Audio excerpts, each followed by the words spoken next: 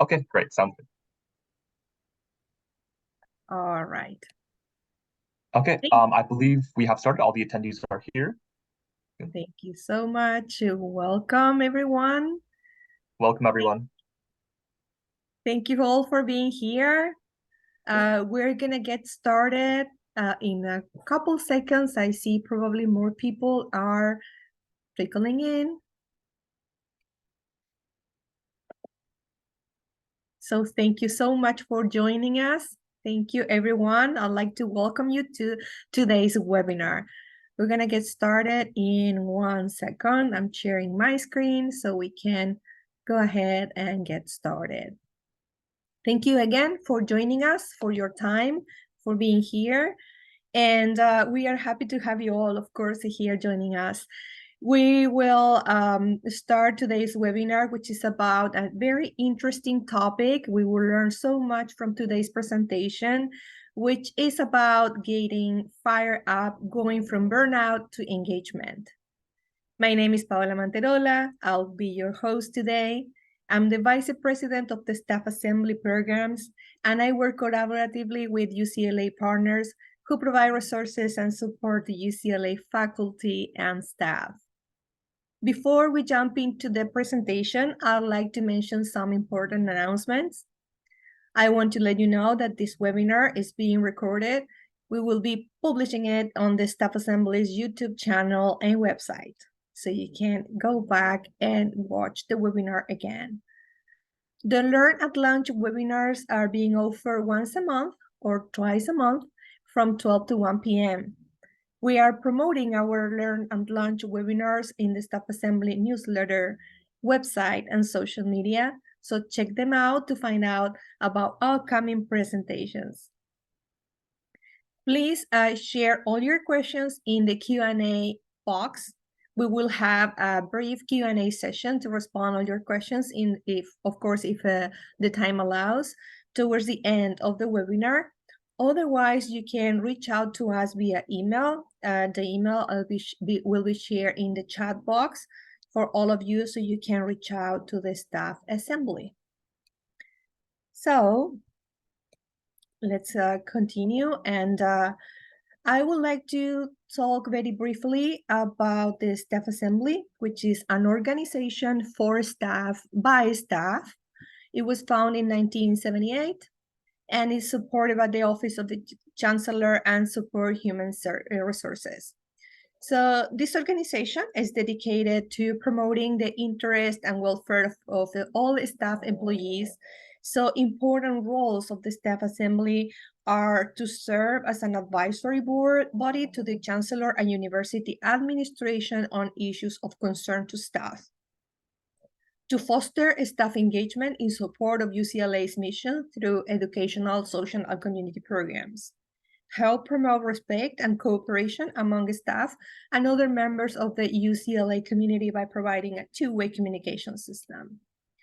An important fact is that all UCLA employees are automatically members of the Staff Assembly, and we cordially invite you to actively participate with us. As you can see in this slide, there are multiple benefits by becoming an active member of the Staff Assembly. If you are interested, we invite all campus and health system staff to volunteer and be part of our community. So if you are interested or you have any questions regarding this organization, please just contact us in this email that I'm sharing right now in the chat. We'll be more than happy to respond to all your requests. So let's start with today's webinar. We are lucky today to have 3 guest speakers that I'd like to thank for being here, talking to us about such important topic. We all have experienced many changes in the last several years impacting the way we work. So this has led to stress and burnout to many of us. So today, they'll be giving an overview of the book Fire Up. Our first guest speaker is Karina Valderrama.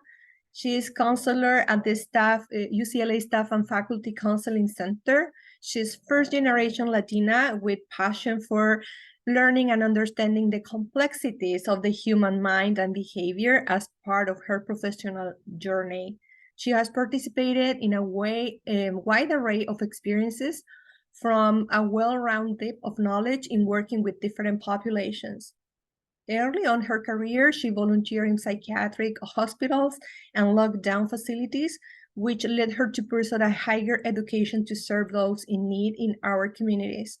She has a bachelor's degree from UC Irvine and master's degree from Cal State Northridge. She has been fortunate to be in spaces with people diagnosed with severe mental illness, families, children, and older adults who courageously allow themselves to be vulnerable and advance toward their healing. Outside of her professional life, she enjoys going to concerts, all type of music genders, and dancing in her living room and scrolling through YouTube to find the next exciting recipe. So she also she has two very cleanly and lovely dogs and enjoy practicing mindfulness. Our second speaker is Angela DiBlasi, counselor at the UCLA Staff and Faculty Counseling Center. Angela is licensed in clinical social working and professional certified coach through the International Coaching Federation. She received her master's in social work in 1990 from USC, with an emphasis in working with employees and leaders in the workspace. She started her career journey at UCLA over 30 years ago in the Staff and Faculty Counseling Center, where she completed an internship and accrued hours towards her licensure. She then went on to provide counseling, coaching, and consultation to staff and faculty at Caltech, Cedars-Sinai Medical Center, and at the University of Southern California, where she was a program manager. She has come full circle and returned to UCLA in October 2022. Next, our third speaker is Liz Gonzalez. Liz is an English-Spanish bilingual staff and faculty counseling center counselor. She is licensed marriage and family therapist. Liz received her master's degree in marriage and family therapy from the University of Southern California. Her experience prior to joining UCLA in 2021 includes work in community mental health, providing short-term counseling for employees at Torrance Memorial Hospital through their Employee Assistance Program, and working with adults in private practice.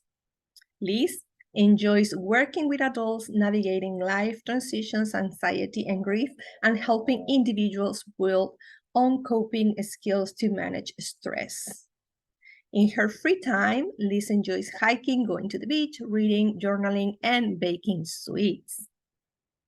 Well, after learning a little bit more about our speakers, I will pass it on to them. Stop sharing. Okay, thank you, Paula. I'm going to get started.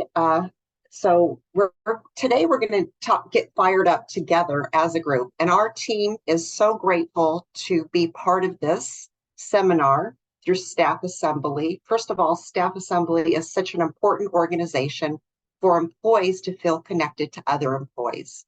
And we are so happy today to talk about a very relevant and timely topic, burnout.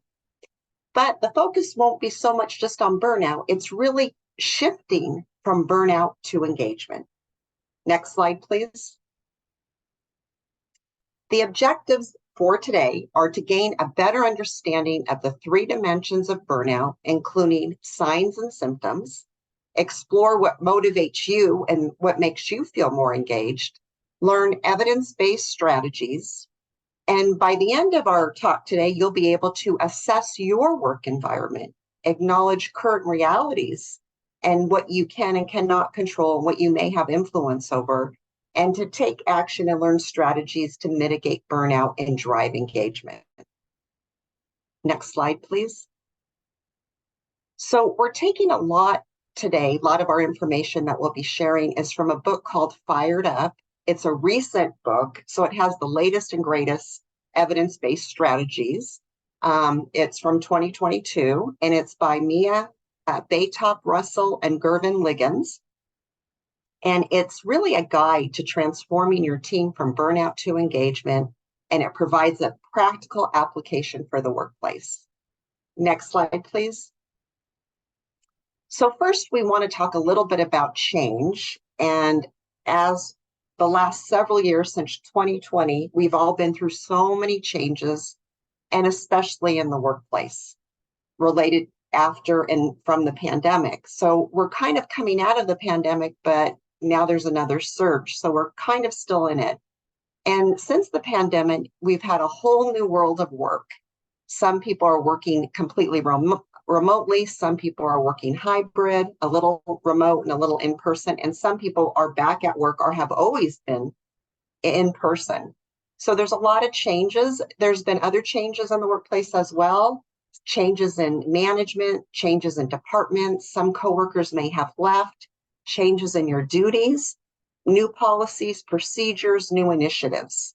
That is external environmental situation changes that happen to you.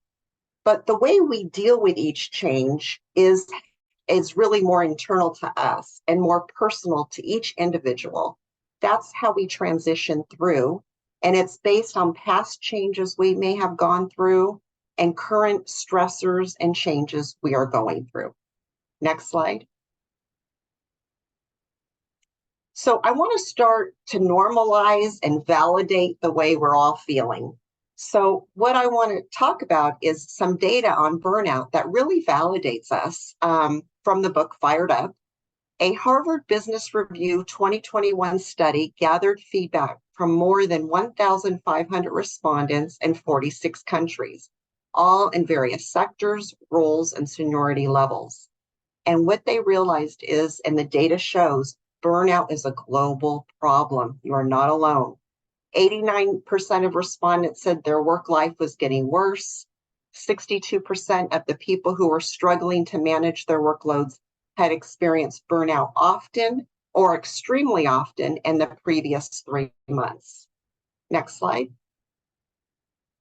So we're really going to talk about burnout. And what burnout is really cumulative stress and cumulative changes that we've all been through and are continuing to go through. That can lead to burnout. And there's 3 dimensions of burnout that intersect together. So one is a sustained feeling of just being exhausted, and that's mentally, emotionally, physically, and spiritually, just exhausted. Reduced feelings of accomplishment or productivity, feeling you just can't get things done like you used to. You're not as effective. And then negative feelings, cynicism related to one's job. A lot of people are just going to work, going through the motions, not really engaged, and not feeling a part of it, just feeling kind of disconnected from work and their coworkers and their leaders. Next slide, please. And there's a great chapter in the book, and it's called Self-Audit, Self-Care, and Self-Compassion. And really what it does, it says, let's take a pause. You know, we've just been going and going and going. We're on autopilot. Changes are happening, and we just keep going, and we don't even think about it. But you really need to pause and think about all the changes you've been through, for example, since the pandemic, both at work and in your personal life, and really honor that for yourselves and pat yourselves on the back, what you have accomplished. And it's important to have self-compassion. And what really self-compassion means is really being a little bit more gentle and kind with yourself, like you would a good friend. Oftentimes people feel if they're critical with themselves, that's going to get them going, right? Well, wrong. When you're critical of yourself, it keeps you in a downward spiral, going down a downward dark staircase. And once you stop, pause, are a little gentle with yourself, and have self-compassion, guess what? You begin to shift your mindset and you start taking steps in the right direction. So it's really important to shift your mindset and focus on what you have accomplished and what you are doing and how many changes you have been through. Because when you think negative thoughts, and you feel negative emotions, and then you kind of get paralyzed and you just keep going down that spiral staircase. But the minute you reframe your thoughts and focus on steps you've taken, even if they're small steps, you can feel a little bit more positive, and you can start to feel a little bit more productive and focused. Next slide, please. So the goal today is to begin to shift from burnout to engagement. And we have better overall emotional well-being when we do. You'll realize when you really work on that and focus on that, as we're going to have many strategies today to help you with that, you're going to have more job satisfaction, increased positive emotions, and increased joy, interest, and feeling gratitude in your life. Next slide.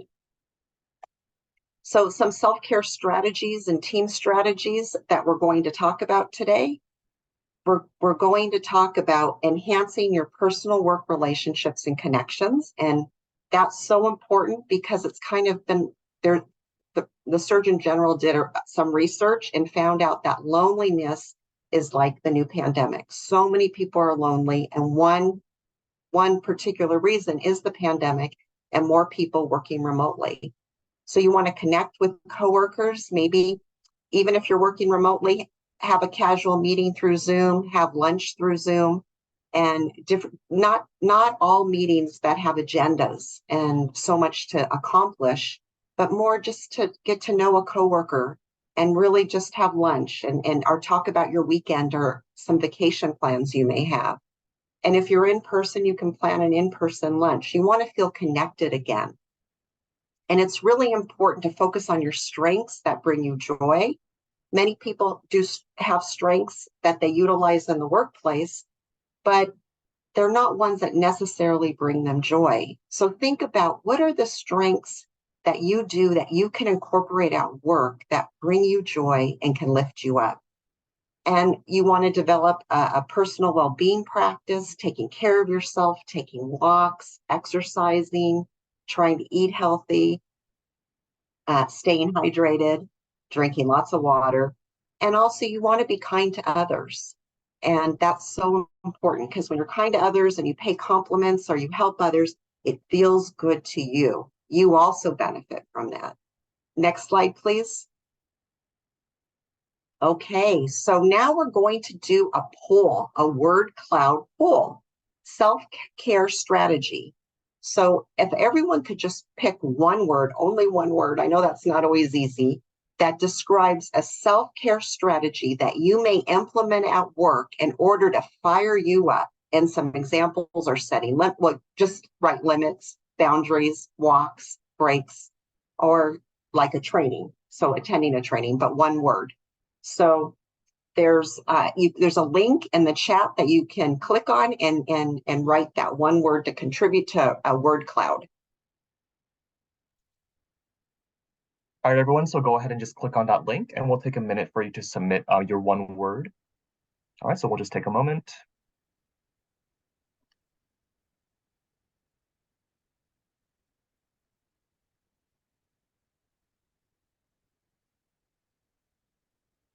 Okay, thank you, Mary. We'll go ahead and add that as well.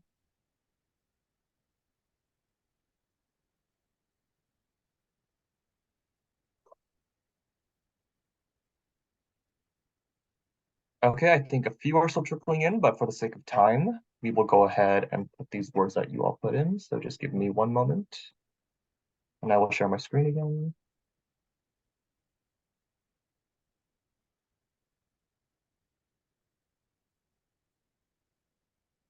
Okay, here we go. Okay, let's look at this. So meditation, connection, which is so important, walks, tea, breaks, micro breaks. Yeah, that's so good. To take small breaks can be helpful. Moving around, stretching, limits, remember to breathe. That's so important. The boundaries, walking, taking breaks. This is great. Thank you. It looks like a lot of you, it looks like the bigger word, the words that are more pronounced and bigger are the ones more of you put in the chat. So a lot of you are saying boundaries, setting boundaries, taking breaks, and walking and getting out and exercising. Great, thank you. Okay, Okay, I will share the PowerPoint again. great. Thank you, Caleb. Okay, so we're going to do one more word cloud. So it's important to take care of yourself, oxygen mask on you first, but then to take care of the team. And again, whatever you do to take care of the team comes back to you, and you get a benefit of that as well. So pick one word, only one word, that describes a team care strategy that you may implement at work for a colleague or for the team in order to fire up the climate. And examples of this would be compliments, kindness, helping, contributing. All right, same process. Everyone, let's just take a minute to open that link in the chat and submit your one word.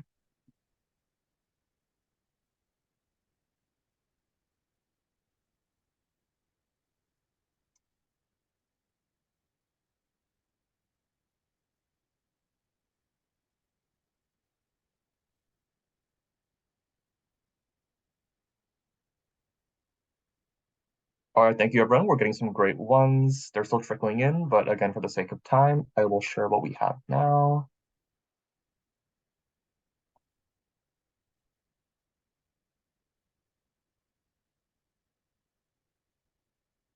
All right, just give me a moment.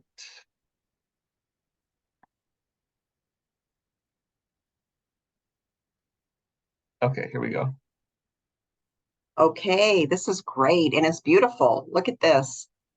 Kindness, listening, compliments, praise, active volunteering, complimenting, helping, acknowledging, giving kudos, saying thank you, baking, bringing food in. Everybody likes that. Recognition, understanding, including people, holding yourself accountable, being available, being active, sharing, togetherness, collaboration.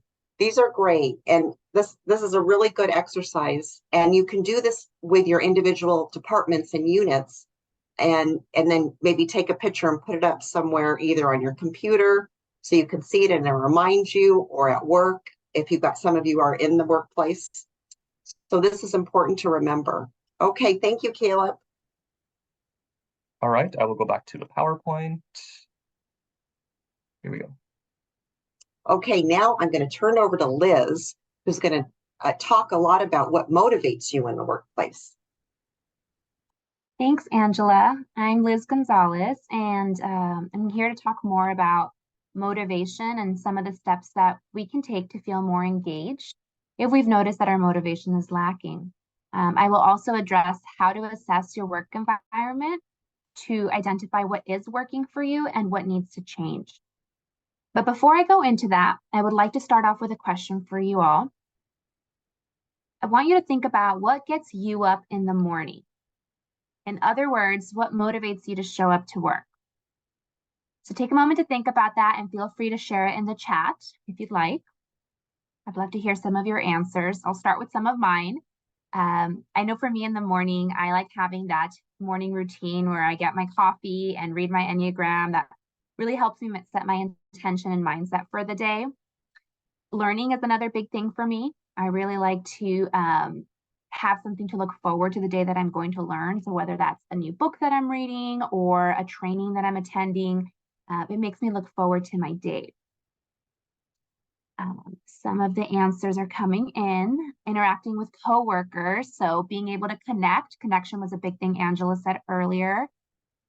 Having new challenges, okay, so feeling accomplished and mastering new things. Coffee and peace, yes, that's really important, and some of the times that you can actually control, right? So really being able to have that quiet time. The paycheck, that's important too. Yeah, absolutely. I think many can agree with that. Being able to help others. Daily green tea. Okay. See if some other ones come in. And family. Okay. Being motivated for your family. Being able to see your family, know you're doing this for your family. It's great. So as we can see from some of these answers, we all have different motivators. And that's because motivation is highly personal. You know, what gets you going might not do the same for your coworker, or some of what I shared might not even matter much to you, and that's okay.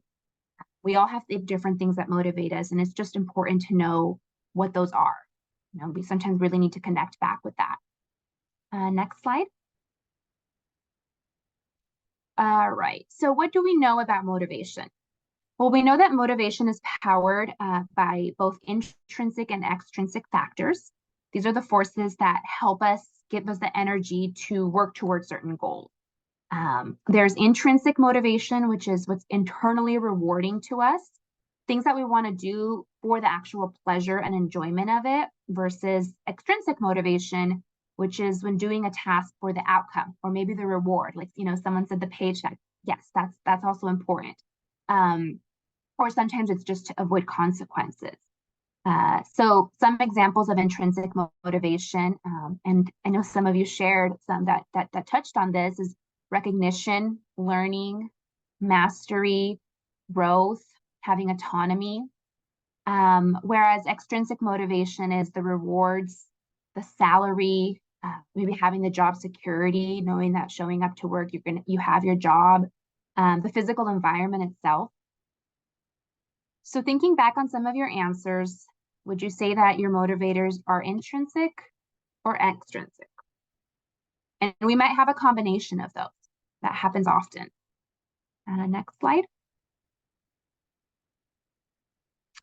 All right, so research shows, though, that it's the intrinsic motivators that more accurately predict achievement and success, more so than extrinsic motives. It doesn't mean that extrinsic motivators are not helpful, but usually those alone aren't going to help us truly excel. So if you feel your motivation is lacking, how do you build that momentum? First, you want to know yourself. Being honest with yourself about, what truly motivates you, knowing what your values are and taking time to think about that so that you can use that information to create those goals that will tap into your intrinsic motivators. So some examples are belonging. I know some of you mentioned that earlier. If that's big for you, think about what can help you connect with coworkers and make it a point to socialize. Take that initiative to check in with your team. Whether you're talking about work or maybe talking about something not related to work, where you can feel your bonding. You can also do this outside of the workplace too. Learning is another one. So if that's big for you, seek out and ask for those opportunities. You can also look in your daily life to see what are those opportunities to learn. And, maybe if you need to, you can pitch some ideas to your managers or, present some ideas of what you would like to incorporate. As I said earlier, external motivators can be effective, though, in the short term. So some things that you can do could be rewarding yourself at the end of a project or committing to an act of self-care. Angela mentioned self-care earlier. It's so important that we're not neglecting that part of ourselves. It's what helps us recharge and refuel. So committing to at least, once a week, something that you can do during the week. Don't wait until the weekend. Because our motivation is usually the result of an action instead of the other way around. And what that means is that, if we wait around for the motivation to come to us, we might be waiting a really long time. So we have to start somewhere, get that momentum going. And that usually starts at the beginning without having much motivation. Next slide. Okay. So another aspect that can either help our motivation or contribute to burnout is the environment itself. So some things to consider in your environment, whether you're at work, in the workplace or working from home, are your physical environment. Take notice of the noise and the lighting. If the light is really dim and it makes you feel really tired, that might make you feel like you're getting less work done, like you're really not wanting to be there. If you don't have the right equipment and are uncomfortable, that's another major thing.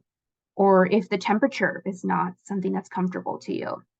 Little things to pay attention to. You also want to look at the mental aspects, like fatigue and boredom. Notice what causes more of this and see if you can make adjustment to your days. So you can sprinkle in some other tasks that you enjoy during your day, and there's more of a balance there. So as you look through this, Think about what you can identify with and see if there's anything you can ask for support from your managers. Being able to talk about it can help you bring it to light and see what changes that can be made. Next slide. Some other key aspects of an ideal work environment. I'll go through these rather quickly for the sake of time, but feel free to take a picture or look through this. But our recognition, Angela talked about that earlier, and how important it is not just to hear for ourselves, that we're being recognized or acknowledged, but even just saying that to someone else. It really is contagious. And so if you notice something that a coworker is doing that you want to let them know about, it can really help you feel good. It can help them feel good, and it just helps the culture of the work setting as a whole. Giving care and support, having clarity in your role, and asking your supervisor or your manager about what you need. If you have any questions or something that you need to do your job, speak up about it. Having a work-life balance, making meaningful daily activity, and having pride and identity in which role you play in the success of your environment and your department. Next slide. Okay, so I want to leave you with a couple of strategies. What do we do with this information that I just shared? First of all, we want to take the time to assess our work environment. If we don't slow down to pay attention to it, we can't know what to change. So take the time to think about, what are the helpers? What's working well within my environment? This can actually be a really great way of shifting the mind and shifting the perspective to see what else is actually going well. Then you want to look at what the hinders are. What are the challenges that you keep encountering? And with that information in mind, think about what's within your span of control. You can identify a strategy that you can do at this moment, something that you don't have to have the help from others to do, but that you're ready to commit to doing. For the things that are out of your control, this is a really good opportunity to develop and pitch some strategies to your leadership team. Talking about this with them can help you identify, and them identify as well, what's going to help you do your job better. Next slide. And then another tool that I really like that can be helpful to assess your well-being and help you if you're feeling overloaded is using a wellness wheel. It's also known as a life balance wheel, and the purpose is to help you improve your life balance and make adjustments where needed. These are sometimes seen in, like, if you have a planner where you have like the end of the month reflections, sometimes this comes up in it, and it's really useful because it helps you identify where are the areas that you need in order to be well. And this example here is specifically tailored to work. So these are the 8 areas at work that we need to be fueled in order to be well. So some of them include environmental, like I mentioned earlier, occupational, having personal satisfaction, social, having a sense of connection, emotional, having a healthy set of coping skills, and development, career growth opportunities. So you can use this if you'd like, but you can also modify it to do it for your personal life. You can add in there something like, recreational, financial, family. And what you want to do is use this wheel on a regular basis to rate what level are you at in this area. How fulfilled do you feel? Looking at it really forces you to be honest with yourself and see how satisfied you are, as well as what you may need more of, that you might be depleted in. So feel free to take a picture of this. You can create your own, or you can also look this up online. Like I said, it's called a wellness wheel or a life balance wheel, and use it to think back on what's motivating to you and tailor it to your preferences. All right, next slide. Okay, so those are some of the strategies to help with motivation. And then next I'll pass it to Karina, who's going to talk more about getting engaged and taking action. Great. Thank you, Liz, for providing valuable information on motivation, and really a gentle reminder of knowing what gets us up going in the morning, and thinking about it in terms of what's intrinsically motivating for us and extrinsically motivating. So thank you for that. And now I would like to talk and discuss a little bit more about work engagement. We have been referencing the book Fired Up, and specifically in chapter 5, they go a little bit more into detail as to how work engagement can be defined, which is an emotional and motivational state where employees feel energetic, they're committed, they're enthusiastic, and they're immersed in their work activities. And I understand that we may all have an idea of how engagement feels and what it looks like, but there's also other components that really do influence this culture of engagement and what influences our ability to feel engaged in a work setting and outside of the workplace. Okay. Next slide. So some of those aspects, if we really start to look at the whole picture, there's the organizational piece, which really touches on how the company, the department, the organization supporting this, how are they cultivating this culture.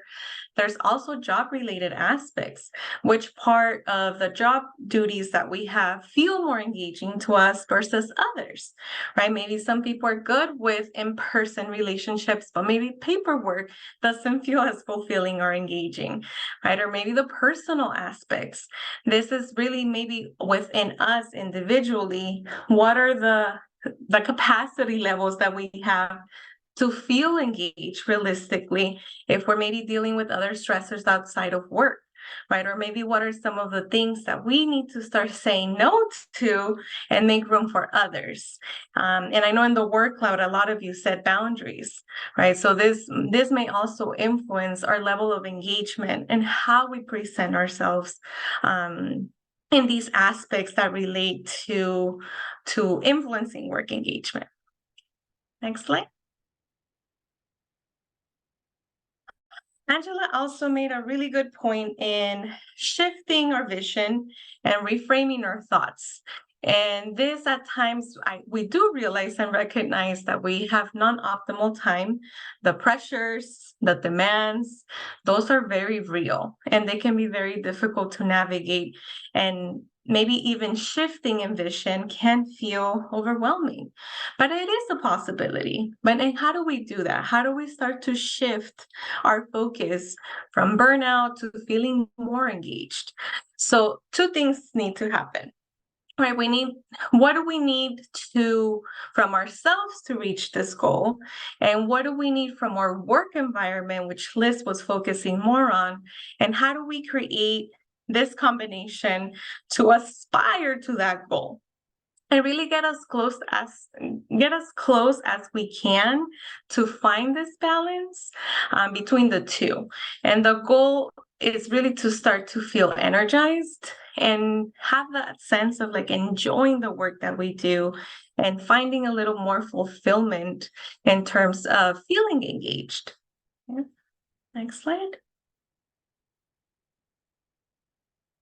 So in the most desirable state, there are other components that contribute to this sense of engagement. So there are many different factors, for example, so there are a couple here listed. But for example, if we take a look at training and opportunities for advancement, if these are provided, then we do have that opportunity to maybe have a sense of achievement, to perfect the skill that we may want to work on or to excel in.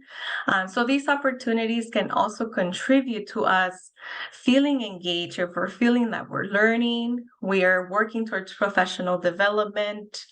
Another factor could be the contributions and opinions or perspectives, right? And this factor really touches on the three aspects at the organizational level, at the job-related level, and at the personal level. This is an opportunity where we can increase those knowledge flows and maybe have input, right? Like, here's what we think.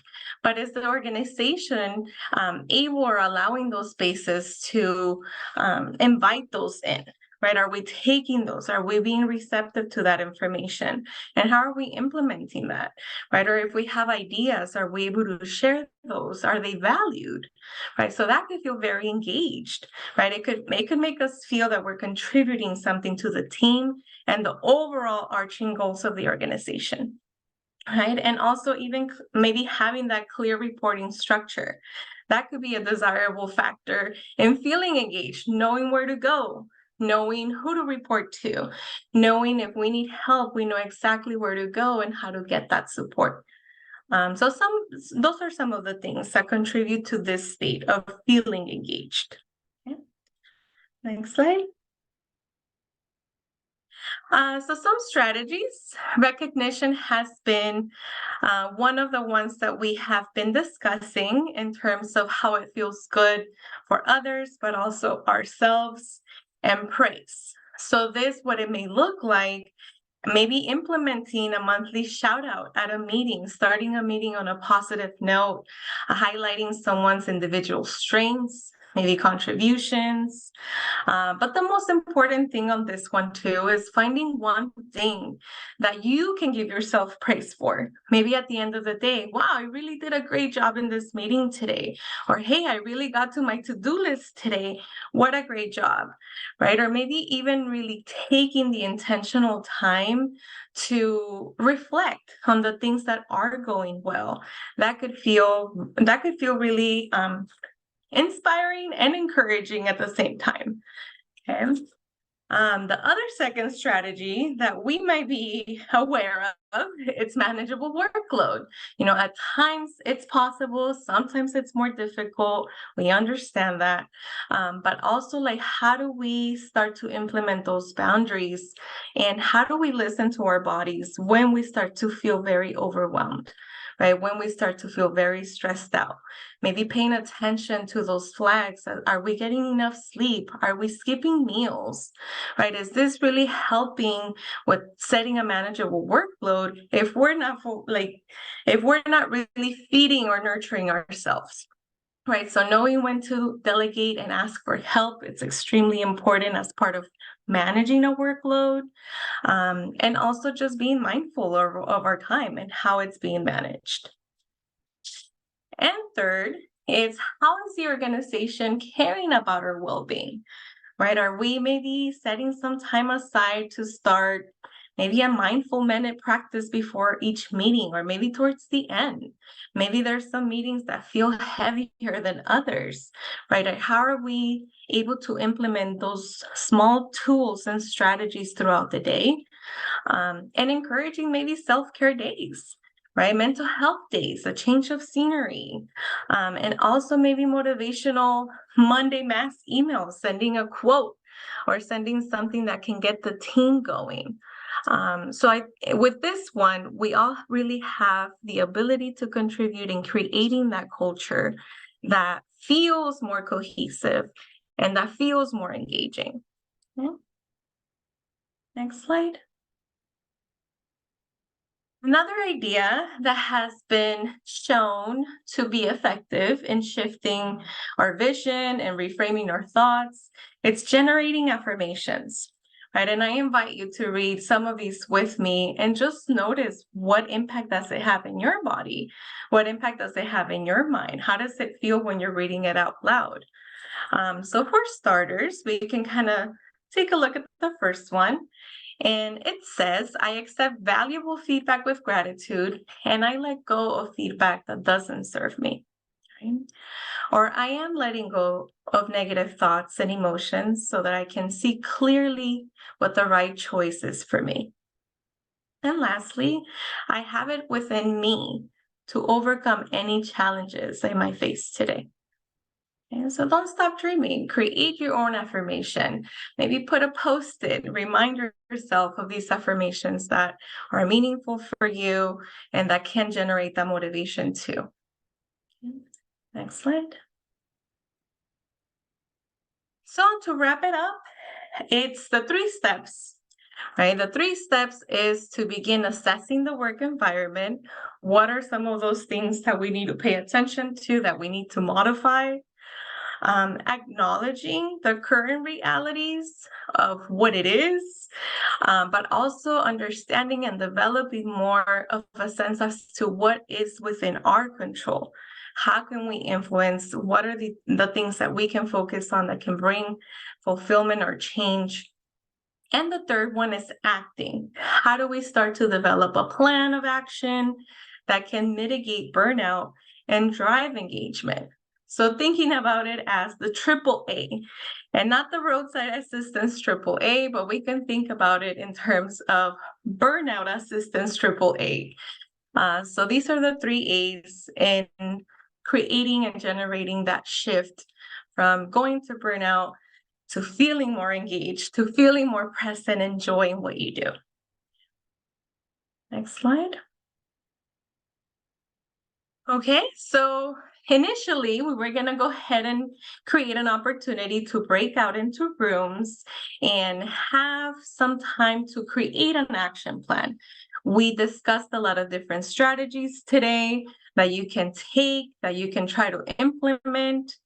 But what we will be doing, this will become your homework assignment, not to add to the to-do list, but definitely something to think about, right? To be intentional about, to start getting our mind and gear shifting in this direction purposefully. So what this plan talks about is, and I encourage you to take a picture. We can also send the link, which I think Kayla posted on the chat, and we can reference this plan. But think about your strategy. What is the strategy that you enjoyed, that resonated with you, that you connected to? And think of it as setting specific actions. What's going to be the goal? What are going to be some steps that maybe you need to do to get there? What are some steps that will maintain this action? And how are you going to follow up? How are you going to monitor this, that it continues to be something consistent? So one of the things that works is thinking about it as like a SMART goal. What's something specific? What's something measurable? Something attainable? And something that's time bound that could work for you and that you can implement on your day-to-day. Okay, so take a picture, visit the link, whatever option works best for you. Okay. And we'll give it another 2 seconds. And we'll go ahead and go to the next slide. So what is the plan? Okay, choosing what works best for you is the best plan. Consider implementing a strategy that works for you, implementing this action plan, and also seek out one-on-one coaching if needed. We are here to support you. We're here for you. And it is available here at the Counseling Center. The services are absolutely available at no cost. They are confidential, and they are also available for adult family members who are ages 18 and over. They can also participate and be part of the services. And these are some of the ways that you can reach us. You can visit the website. You can also contact the office. We are operating remotely, so we are able to offer telehealth appointments through Zoom, through phone, and we are open Monday through Friday from 8 a.m. to 5 p.m. So definitely this is something that would be helpful. Again, we're here for you, and we truly appreciate the time in the seminar and your time here with us today. And we do hope that you have a great rest of your week and hopefully weekend too. Next slide. Okay, Paula, we'll bring it back to you. Thank you so much. Thank you. Again, big thanks to our guest speakers for such an informative, enriching, and meaningful presentation. We learned so much. So I will do like a very brief Q&A session. I'm going to be reading the questions in the Q&A chat box. And the first question is, will this slide be sent out? Yes, I will be emailing all the people here in the room with the whole presentation. And of course, you can email us back if you have any other questions. So let me check the chat. And I don't know who of the panelists will be able to respond to this question, but the question is, how do we implement boundaries when our supervisor continues to use the and other task assigned from the GD as justification to add an unreasonable amount of additional task onto my plate? I can answer that. You know, it's kind of the beauty, it's hard to answer it in a general way. So we would encourage you to reach out to us, and we provide 1 to 3 sessions free, and we could really dive into your particular situation and tailor some strategies to you and your situation. So I would encourage you to reach out and schedule an appointment for that. Thank you so much for that response. Do we have permission to use this slide information from this slide to review with our respective teams? Thank you. Yes, you can share them with your team, sure. Yes, absolutely. Our co-directors have also permitted that. Thank you so much. Thank you for addressing this important topic. It seems that much of this has been focused on self-care strategies to help reduce burnout. And unfortunately, we have evidence that shown burnout is very difficult to mitigate from self-care alone.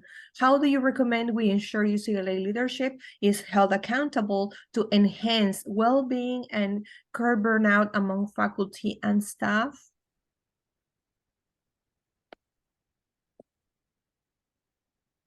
For that, yeah.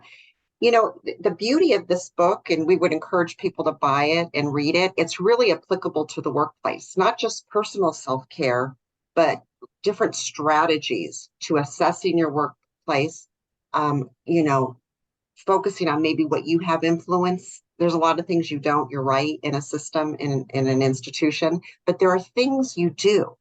And if you reading that book can be helpful to learn some strategies about what you can control and communicating them in a way that's most effective. But again, that's something I think you can benefit by reaching out to us and getting just a few sessions, even just 1 session of tools and tips and guidance in that area.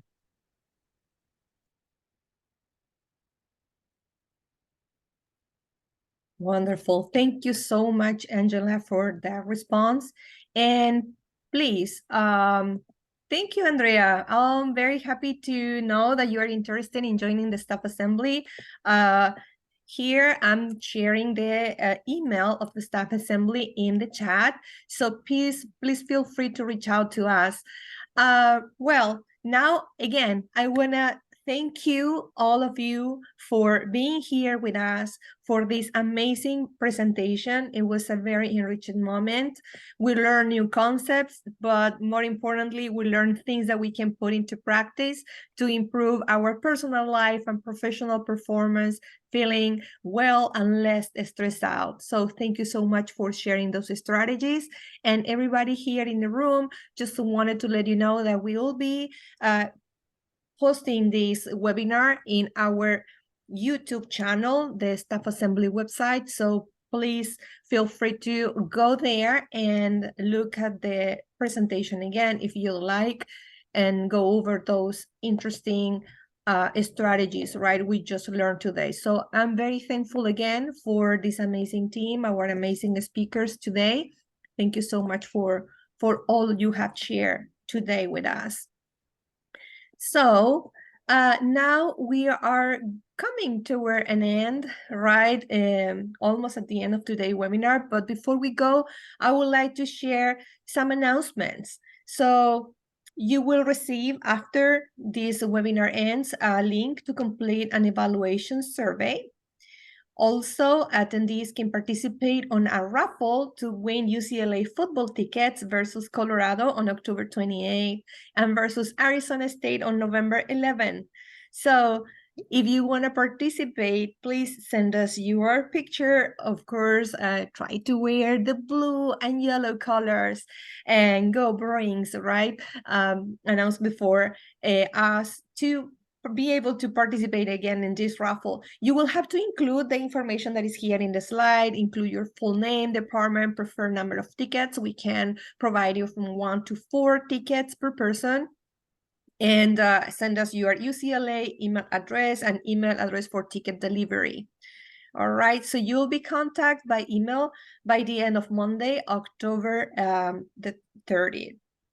We have also another announcement, and I want to thank our president of the staff assembly, Lucine Torosian. She shared here in the chat some events that are coming up also. We have events, so please visit our social media, visit our website. You will learn also about the Spark fundraising campaign. This is an annual fundraising to support the UCLA staff professional development scholarships, right? We have a goal to reach out, to reach to 125 donors this year, because last year we were able to provide 34 $500 scholarship for the benefit of our employees. So thank you so much for collaborating. Next, so here, I hear somebody saying, I want to be part of the staff assembly. Thank you so much for that. We are very happy, for that interest. So please visit our website. As I said, you can also join us in our Facebook page. We have also an Instagram page, and we also have the opportunity to connect with us via Twitter, X, right now it's X, and LinkedIn, and of course our website here. We have, if you are interested in volunteer, you can also scan that barcode that we have in there, and some resources here again in the slide. One more time, as I said before, we are going to send these slides to you. So don't worry, you'll have access to all this information very soon today. Yeah, so it is time, to come. We're coming to an end. We have like 2 minutes before 1. So I want to thank you again for your time to be here with us, and to our guest speakers, of course, for all the things you have shared. Very quickly before we go, I will share in the chat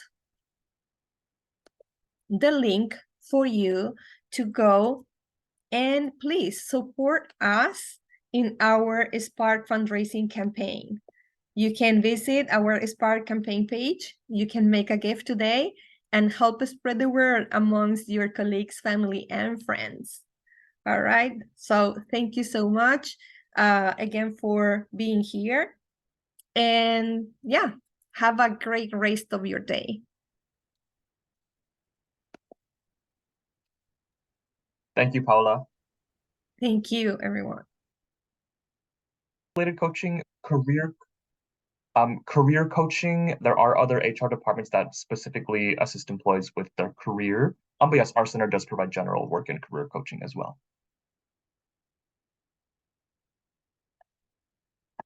Thank you so much for responding to that last question, Caleb. All right. Thank you, everyone, again. Have a great Wednesday afternoon. Thank you, Paula. Thank you, Paula. Appreciate Thank you, it. Paula. You're all